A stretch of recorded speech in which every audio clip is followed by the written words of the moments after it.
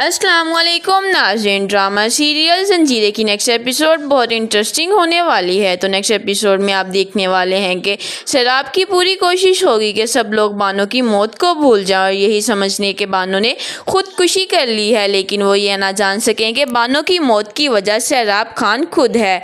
इसलिए तो शराब खान ने सरबुलंद को आखिरकार जली की कटी बातें भी सुना दी, जिस पर सरबुलंद सिर्फ शराब पर अफसोस ही करता रह जाएगा।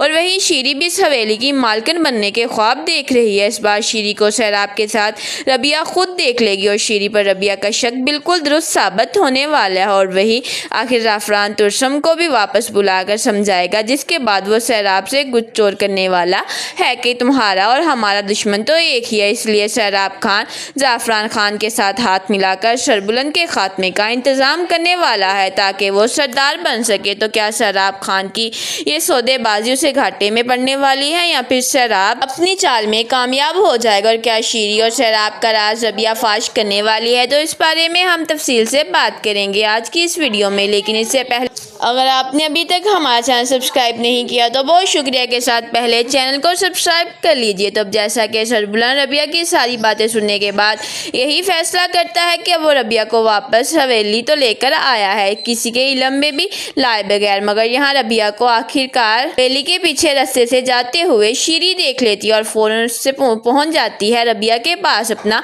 बलम दिखाने के लिए। लेकिन रबिया ने भी इसे यहाँ पर बहुत ही ज़बरदस्त जवाब दिया, अगर तुमने आइंदा मुझसे इस तरह से बात करने या कुछ भी पूछने की जहमत की तो मैं तुम्हारी शिकायत सरबुलंद यानी इस हवेली के सरदार से कर दूंगी। ये बात सुनकर तो शीरी के मुंह आखिरकार गुस्से में हो जाती है। यहाँ शीरी को इस बात पर बहुत ज़्यादा गुस्सा आता है कि ये लड़की आखिर होती कौन है। इसे तो शेर बानो की बातें बर्दाश्त नहीं होती। शेर बानो का काटना जिंदगी से निकलना था तो नूर भाभी यानी कि शराब की बीवी अभी रास्ते का पत्थर बनी हुई है। शीरी तो इस हवेली की मालकिन बनने के ख्वाब देख रही है, इसलिए वही नूर बानो को भी ठिकाने लगाने का काम करेगी। इसीलिए तो इसे नूर से नफरत महसूस हो रही है ताकि इसे मारकर खुद मालकिन बन सके। लेकिन शीरी का ये ख्वाब ही रह जाएगा।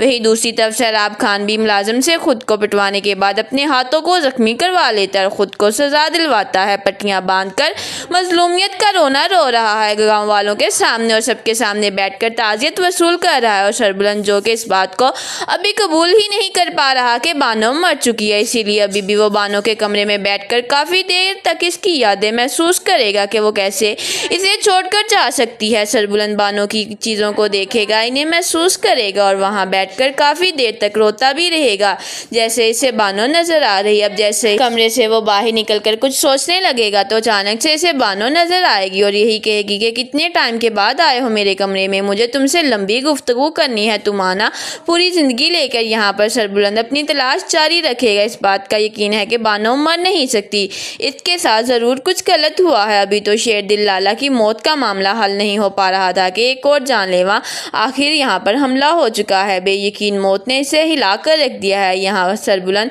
इस वकीलनी के पास भी जरूर जाएगा जिसने बानो का हाथ देखा था और यही कहा था कि खून हाथ में और हिसाब तो देना है, हिसाब तो देना होगा। यानी कि शेर बानो को अपने खून का हिसाब देना होगा। ये खून क्यों हुआ है? हो सकता है कि यही फकीरनी जंगलों में गुजरती हुई शेर बानो की लाश तक पहुंच जाए, इसकी मौत को जिंदगी में बदलने की वजह और सबब बने। मेरा तो यही ख्याल है कि शेर बानो अभी जिंदा है, वही जिंदा होकर वापस लौटेगी, अपने भाई के सामने आकर खड़ी हो जाएगी जहां वो इस जुल्म का हिसाब देगा जो इस जुल्म इसके भाई ने इस हवेली पर किया है। बहरहाल अब शराब खान एक बार फिर से रात के अंधेरे में अपनी बीवी से छुपकर हवेली की पिछली साइड पर जाएगा जहां शीरी बेसब्री से शराब का इंतजार कर रही होगी और वही रबिया को भी रात भर बेचैनी रहेगी। मुदस्सर ख्वाब में आएगा और रबिया एक बार फिर से बेचैन होकर जिस तरह से शेर बानो रात में टहलने की आदत थी बिल्कुल इसी तरह रबिया भी वही टहलने लगेगी।